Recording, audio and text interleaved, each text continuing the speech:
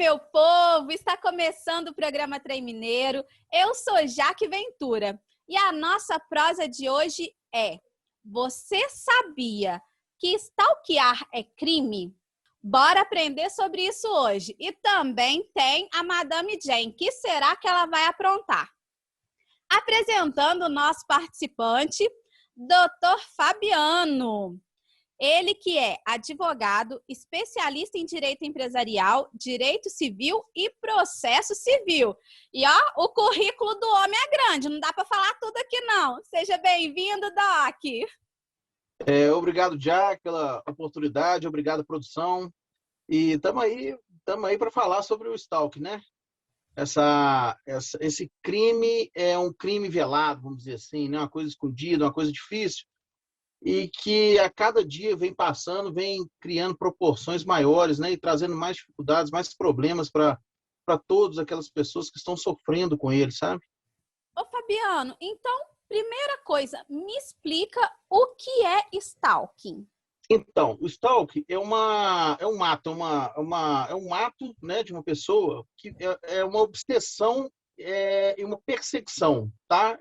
Essa obsessão e perseguição, ela pode acontecer tanto com uma pessoa que ama, ou com um artista de televisão, sabe? Ou com é, um sujeito na rua que a pessoa se identifica com ela e tenta manter uma amizade, busca, né, os canais de comunicação virtual, né, que a gente chama hoje de cyberstalk, e entra no Facebook, começa a curtir um monte de foto, e aí você é uma obsessão, sabe? E aí passa o stalk, na verdade, o stalk em si, ele não é um crime, né? O fato de você curtir o stalk é você simplesmente praticar aquele ato de curtir uma foto de uma pessoa. Mas ele passa a ser criminoso, ele passa a ser obsessivo a partir do momento que começa a incomodar a liberdade daquela pessoa que está sendo stalkeada, sabe? Você começa a tirar a privacidade dela de alguma forma. E aquilo sim passa a ser um crime. Antes até não era considerado como um crime, não. Era uma contravenção penal. A contravenção penal, para quem não sabe, são crimes pequenos, né? Que não sejam, não tem ainda a categoria de crime mesmo, sabe? A gente fala de crimes pequenos. Mas hoje não, hoje já foi aprovado, né, no Senado, né, mudando a legislação criminal nesse sentido, e a pena vai se eu não me engano, de 2 a 4 anos, está indo de 2 a 4 anos aí, sabe? É recente essa mudança e eu tenho certeza que vai trazer, vai melhorar essa situação que está sendo grave, sabe? Entendi. Para muita gente aí. E como provar um stalking físico? Porque as pessoas fazem de forma que a vítima fica desacreditada. Então, como que é possível fazer essa prova? Pois é como eu estava dizendo agora há pouco, processo. O stalking, ele passa a ser crime a partir do momento que você, né, o stalkeado, isso, de alguma forma, ele está sendo cerceado em sua privacidade, tá? Então, como que ele faz aquela prova? Ele tem o físico, né? Nós temos aí o cyber stalk e o físico. O físico é o quê? A pessoa todo dia te mandar uma carta, a pessoa em toda hora ligar para você. Esses excessos de ligações podem ser considerados como stalk, sabe? Manda, encontra com a pessoa toda hora, tá lá na porta da casa dela, vigiando ela, sabe? Então, como eu havia falado, é o seguinte, passa a ser crime ou passa a ser incômodo a partir do momento, né, que privou a liberdade. O grande problema que a gente tinha é que não era crime. Você andar na rua e ficar na porta da casa de uma pessoa não é crime. Né? Você ficar sentado na porta da casa de uma pessoa não é crime. Né? Como não é crime, por exemplo, você curtir fotos de uma pessoa. Como não é crime também você ligar para uma pessoa. Mas a partir do momento, né, que você liga demais, que você cerceou aquela privacidade dela, né? Nós temos casos na Europa aí há poucos dias eu estava lendo de uma senhora que ela ligava 65 vezes por dia para o namorado, o ex-namorado, né? Ela tinha uma obsessão por ele assim, doentia, e 65 vezes, ou seja, o cara já estava ali, né? Então, sufocado. A palavra bem é essa. Então, o que acontece? A partir desse momento, cerceou. Aí ele tem que pensar em produzir a prova. Como? No caso do físico, é guardar os bilhetes que recebe, guardar as cartas que recebe, entendeu? Guardar, se a pessoa está ali na porta de casa, chamar testemunhas, ver que ele está ali olhando, né? Se Cabe chamar a possível, polícia? em caso, chamar a polícia. Nesse caso, sim, né? A polícia vai chegar, vai perguntar para ele, vai identificar ele, ou seja, você vai criar mais provas, não que o fato de ele estar em pé parado numa porta, por isso só não é crime, como eu disse. Por isso que é difícil você caracterizar o stalk, sabe? Por isso que é difícil você criar essa prova, sabe? Mas existe a forma, tudo que você puder fazer para caracterizar que aquela pessoa está ali e está tentando cercear a sua liberdade, é super interessante. Testemunha, guardar bilhete. Se a pessoa ligou 65 vezes, como no meu caso que eu falei, dá um print no telefone, sabe? Hoje todo mundo sabe fazer, dá o print, guarda esse print. Se a pessoa está na porta, chama a polícia vai aparecer, você já vai ter o chamamento da polícia, sabe? Como prova, na verdade, que você chamou, que ele estava lá realmente, né? Porque vai constar que a polícia teve lá. Então, todo esse tipo de atitude serve como prova, sabe? Hoje, o cyberstalk, o que acontece na internet, né, através do Instagram lá, do Facebook, né, das outras linhas midiáticas aí, ela fica muito fácil, porque você está lá, né, fica escrito, você consegue rastrear, né, o cara escreve uma mensagem para você todo dia, ou 30 mensagens todo dia, ele começa, é uma obsessão, né, é uma doença a pessoa tem. E aí fica mais fácil. Agora, realmente, na questão física, né, porque a gente tem o físico e o cyberstalk. O físico, realmente, a gente tem que constituir a prova nesse sentido.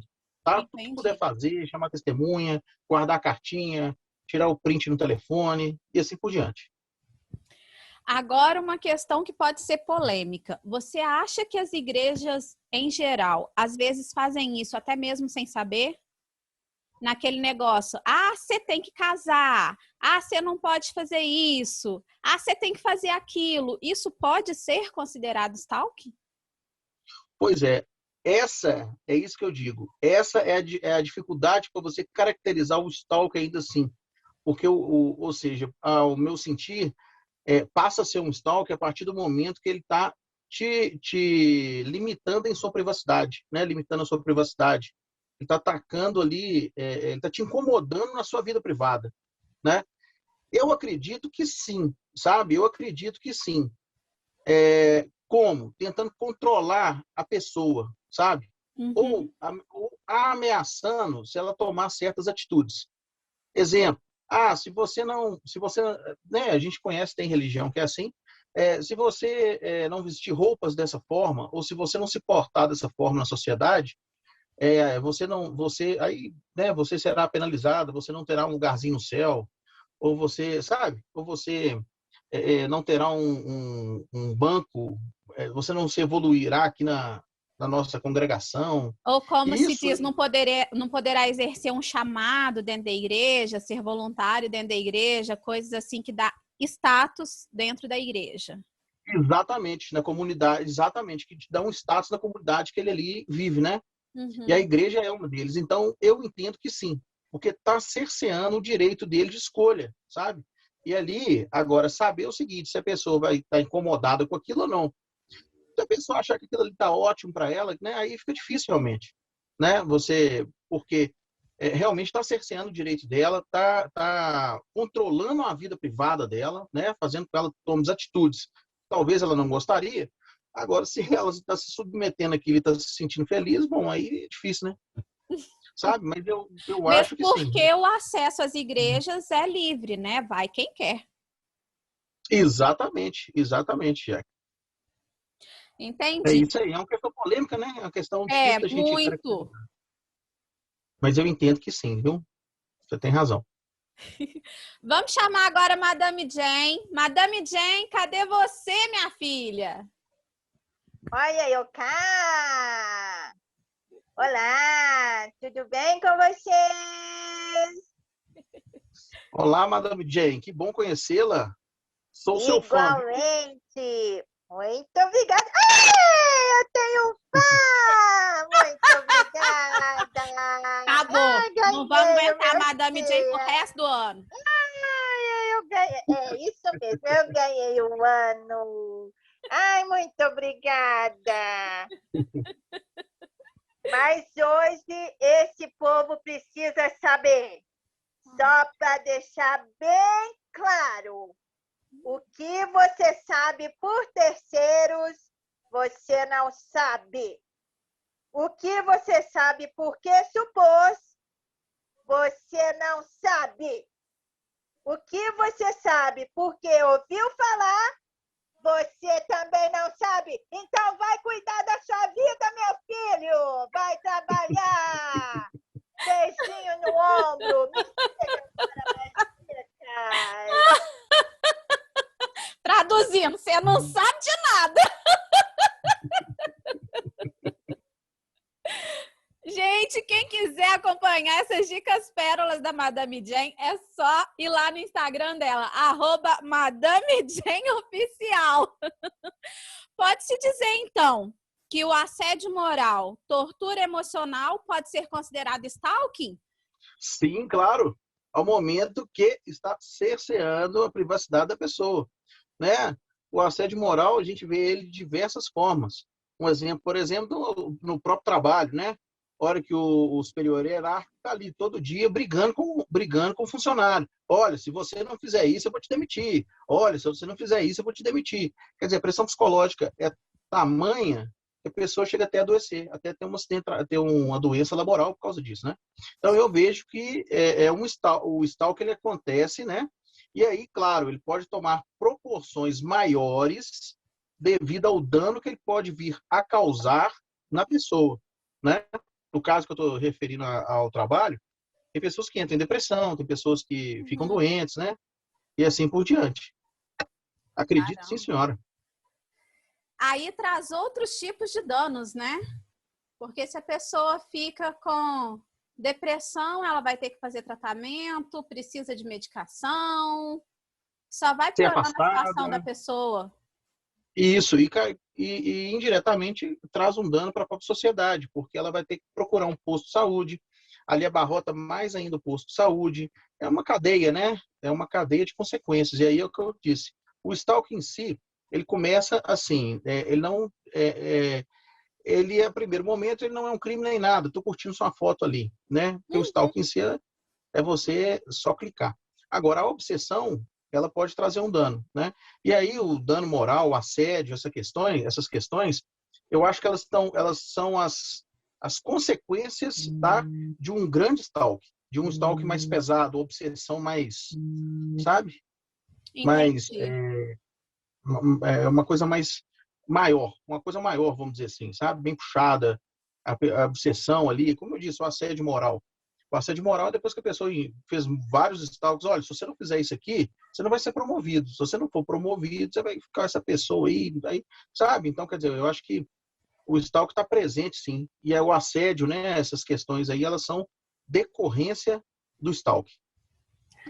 Fabiano, como que têm sido as decisões jurisprudenciais sobre essa situação? E qual é o prazo que a vítima tem para poder ajuizar uma ação quando ela consegue, então, ver ali que está, né, excessivo, que ela está sendo incomodada, tendo o direito dela cerceado? Quanto tempo ela tem para poder entrar com essa ação? Jurisprudencialmente falando, sabe, a gente tem acompanhado aí as decisões recentes, eles são totalmente a favor da qualificação do stalk como crime mesmo, sabe? Por quê? Porque já viram que o stalk, né, ele traz diversos danos, sabe? Danos inúmeros e que devido à proporção pode trazer doença, pode levar até o autoextermínio, né, em determinadas situações. Porque muita gente não tem informação, sabe? Muita gente não tem aquela informação. E o stalk, ele pode ser velado, como eu disse, ele pode acontecer dentro de casa, né?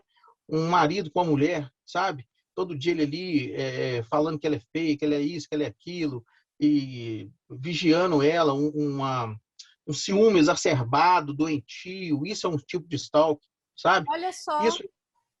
Isso pode levar a consequências graves, né? De homicídio ali, que a gente já conhece, né? É o famoso A Lei Maria da Penha, né? Maria da Penha, né? A famosa cair para a Lei Maria da Penha, e dentre outros, pode acontecer diversos casos graves, né, de danos, como eu disse agora há pouco, na questão trabalhista, por exemplo. Uhum. Então, eles têm decidido, sim, reconhecimento de crime, tá? Eles têm decidido a favor da pessoa que entra mesmo, porque já está configurado, é uma questão mundialmente reconhecida, sabe, o stalking, sabe? Então, nós temos aí boas decisões recentes sobre isso, sabe? Super bem fundamentadas e bem esclarecidas, sabe? Na questão do conceito de stalking, como que ele se caracterizou, como que tem que apenar a pessoa, sabe? Então, essa nova legislação, ainda chegando agora,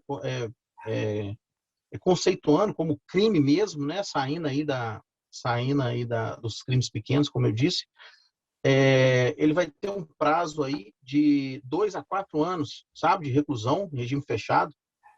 E então a gente vê que a jurisprudência está acompanhando bem, está recepcionando bem tanto a sociedade nessa questão, na configuração do crime, tá? Quanto na aplicação da lei, que vem acompanhando aí a justiça, os dois estão mandando aí juntinhos aí de braços dados nessa situação. Então tá bem bacana, viu? Entendi. Existe alguma forma de se proteger do stalking, tanto físico quanto virtual? Sim, sim. Da forma que eu faço, vou dar minha receita, né? Opa! Eu evito o máximo a exposição. Evito a exposição, sabe? Eu acho que a gente fazendo esse tipo de coisa, a gente está evitando uma série de possibilidades para crimes, sabe? Você postar foto lá dos seus filhos na internet, você posta, porque hoje, por exemplo, se eu não me engano, o Instagram lá em cima, tem pessoas que entram no banho e posta que está entrando no banho, sai do banho, tá postando que vai trocar de roupa, que vai não sei o quê. Isso acontece muito, se eu não me engano, nas blogueiras, nos blogueiros, né? E que eu acredito que são os maiores alvos, né, desses stalkeadores aí, sabe? Ou seja, tente se preservar, tente evitar se expor demais, né? Porque quanto mais informação você passa para lá, mais mais a pessoa corre. Isso, mais risco você corre, mais a pessoa pode se sentir atraída por aquelas situações. Por isso que acontece tanto com o artista, né? Vamos colocar lá, a pessoa fala que ela tem um ritmo de vida X. Aí, o stalkeador, ele se identifica com aquele negócio, com aquela situação. E ele começa o quê? A ter obsessão por aquela pessoa. Sabe por quê? Porque ele se identificou com aquilo. Então, quanto mais a pessoa se expõe, mais ele se identifica e mais ele vai praticar o stalk. Ele vai curtir, ele vai mandar presentes, ele vai mandar cartinhas, ele vai falar que ótimo que você... Sabe? Ele vai tentar ser íntimo daquela pessoa. Sabe? De todas as formas, seja física ou cyberstalking. Então, a minha orientação seria não se expor. A ideia é não se expor, né? E claro, você evita uma série de coisas, né? Uma série de crimes, uma série de... Não só stalking, né? Eu acho que é aí. Mas isso é um pouco difícil, porque nós estamos vivendo um momento em que tudo é virtual. E como que essa pessoa, uma pessoa pública, por exemplo, como que ela não vai se expor, sendo que ela tem apenas o meio virtual para fazer isso? Existe um limite, por exemplo, dá para balancear o que é interessante expor e o que não é? Igual aqui no Trem Mineiro, nós colocamos mais o serviço que a gente presta. A nossa vida pessoal, uma vez ou outra, a gente coloca um pouco da família, do que nós gostamos de comer, que a gente come bem pra caramba. Mas, em relação mesmo à nossa privacidade, a gente fica mais preservado. Como conseguir ter esse limite, esse balanço? Porque, por um lado, como pessoa pública, eu preciso da publicidade, mas incorro nesse risco de ter uma pessoa obsessiva. Inclusive, já existem vários casos de artistas que foram assassinados pelos fãs. às vezes por não ter um retorno desse artista. Tem uma receita para isso? Isso é possível? Ao meu ver, não. Infelizmente, não. As pessoas públicas, realmente, elas vão passar por essa dificuldade. Está aí a necessidade da gente reformular a nossa lei, né? Para exatamente salvaguardar a sua segurança e a segurança de todas as pessoas públicas, né? Porque a pessoa que tem o stalkeador, né? Ele pode cismar, por exemplo, com a cor do seu cabelo. Ele pode chegar e falar assim, gente, eu não aguento, eu tenho que ver essa mulher, a cor do cabelo dela todo dia. Ele, às vezes, é uma pessoa doente. É uma doença. Às vezes, ele é um sociopata, sabe? Ele tem uma patologia. E aí, ele não tem um padrão, ele não tem uma... Sabe? Porque o que acontece? Nós temos vários tipos de pessoas. Na verdade, são 3 tipos de pessoas, para ser mais exato. Uma delas, né? Por exemplo, você pode ter um namorado, você terminou com o namorado, mas ele não aceita o término, sabe? Ele não é ele não é uma pessoa, um sociopata, mas ele é um cara que tem um ciúme extremo, ele não aceita a sua separação, e claro, ele vai te stalkear, ele pode levar as consequências, né? Igual a gente está vendo aí, homicídio, né? Mas existe o sociopata também, que é aquele que ele não tem padrão, sabe? Ele te vê e ele se identifica, como eu disse, por exemplo, com o seu cabelo, com a forma que você apresenta, ou com você mesmo, sabe? E aí o que acontece? Não tem como você fugir disso, a não ser melhorando as leis, sabe? Então, realmente, a pessoa, né, que tem uma visibilidade pública, ela realmente não vai ter receita, não. Ela vai ter que ter um outro tipo de precaução, que é o quê? Ficar sempre observando, né? Porque, a exemplo de John Lennon, virou a esquina e o sujeito estava na frente, deu de cara com ele na frente, né? Não teve jeito. Então, ou seja, você está sempre prestando atenção, está sempre olhando ao redor, sabe? Infelizmente, isso vai ser a precaução de quem é a pessoa pública, né? Não vai ter jeito. Né? É claro, como eu disse, para proteger vocês, a lei está melhorando, né? E eu tenho certeza que vai melhorar. Mas nós, do povo assim, mais comum, né, que estamos aí, não estamos tendo essa visibilidade como vocês, claro que, ao meu ver, a gente tem que se expor menos, né? Para não chamar a atenção de pessoas como essas, né? Se eu, por exemplo, tenho uma namorada, né, que ela não aceita o término, para que eu vou me expor mostrando que eu estou com outras namoradas? Para que eu vou me expor mostrando que eu estou em viagens, que eu estou feliz? Isso vai trazer o quê? Mais obsessão para a pessoa que eu acabei de separar dela, ou que eu acabei de terminar com ela. Você entendeu? Entendi. Então, eu acho que essa que é o cerne da questão aí, tanto para a pessoa pública quanto para nós, né? Ou seja, vai um pouquinho também do bom senso do artista, da pessoa pública, do que postar, de como postar. Se tiver um caso desse de obsessão também, dos cuidados que ele toma. Vai ter que tomar um cuidado especial, né, na rua, né? Porque não tem jeito. Mas eu tenho uma pergunta. Doutor, para aquela pessoa que te chama no cantinho, então, para fazer isso com você, e você não ter como provar alguma coisa, faz o quê? Barraco? Pois é. Olha, eu acho que nesse momento, se ele te chamou no cantinho ali e ele faz uma proposta aí indecorosa, uma coisa nesse sentido, né, que tenta violar a sua intimidade, né? É claro que isso pode levar a consequências maiores, né? A decorrência disso seria um assédio sexual, por exemplo, né? Como se proteger disso? Bom, lugares públicos. Se você está num lugar público, imediatamente chamar alguém que está passando e falar assim, olha, vem cá.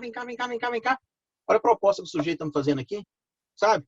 Ou seja, você colocar aquilo, tentar colocar aquilo a público, assim, pelo menos aonde você está, para poder você fazer uma prova nesse sentido. Porque realmente, como que você vai provar? Apesar que, assim, na questão da Maria da Penha, a mulher, né?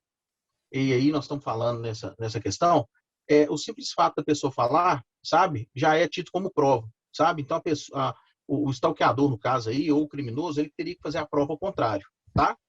Então, se acontecer uma coisa dessa, é ir na polícia, fazer o boletim de ocorrência, eles vão ser chamados, a pessoa vai ser chamada, tá?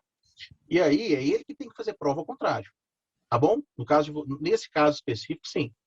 Agora, se aconteceu e não tem como fazer prova, porque está realmente uma palavra contra a outra, Tipo é no tentar ser local de munido de trabalho. tipo o local de trabalho, exatamente. Porque aí como você vai falar que seu colega tal não tá? Não, nunca falei isso não, mentira pura. Então o que acontece? Chamar quem estiver perto, ô, vem cá, olha o que o sem vergonha tá falando comigo aqui, olha só. Então você criar uma prova que seria uma testemunha, sabe? Porque não tem realmente outra situação, né? Fabiano, Não tem outra. você tocou num Minha ponto senhora. interessante, porque normalmente quem vai praticar algum tipo de assédio, ele já faz isso, como você já colocou, de uma forma velada e a portas fechadas. Sem ter como você sair, ele te encurrala. Então, isso é realmente delicado, né? É uma situação, assim, muito delicada. Extremamente, extremamente. Mas por isso que a legislação vem melhorando nesse sentido, sabe? Na verdade, eu acho que isso sempre aconteceu desde os tempos imemoriais aí, vamos dizer. Mas agora que eles estão vendo que realmente a questão ela acontece e acontece muito e traz muito prejuízo, sabe? E claro, pode, como eu disse, pode chegar até ao homicídio, dependendo. O cara, a Ou obsessão é suicídio. tanta, ou suicídio, porque a obsessão é tanta que realmente, né, pode levar a isso. Mas realmente a legislação ela tem melhorado nesse sentido. E como eu disse, se você chegar lá na polícia, mostrar, olha, eu fui tentar me estuprar ou aconteceu assédio sexual e tal, a pessoa tem que fazer a prova contrária. Então me prova que você não fez. Entendi. Entendeu? Então, ela tem melhorado nesse sentido, sabe? Então, está tentando buscar aí a inversão do ônus da prova, está tentando, sabe? A gente está tentando a gente, digo, a sociedade, né? Ela está reconhecendo o problema e agora os legisladores, com esse reconhecimento, estão tentando criar as leis de forma a melhorar realmente essa situação, que é dificílima realmente provar, né? Então, como que a gente faz? Né? Ficar atento às informações, né? Sempre, sempre. Doutor Fabiano, quais são as suas redes sociais? Qual o seu contato para quem precisar dos seus serviços? Eu fico sempre à disposição, tá? Meu Facebook, Fabiano Alves Santos, tá? Instagram, Jurídico, BHZ. E tem meus telefones, né? 99930 1229, tem o do escritório, 3292 1363. Nós temos 2 escritórios, tem um aqui no Barro Preto, tá? E outro lá no Vila da Serra.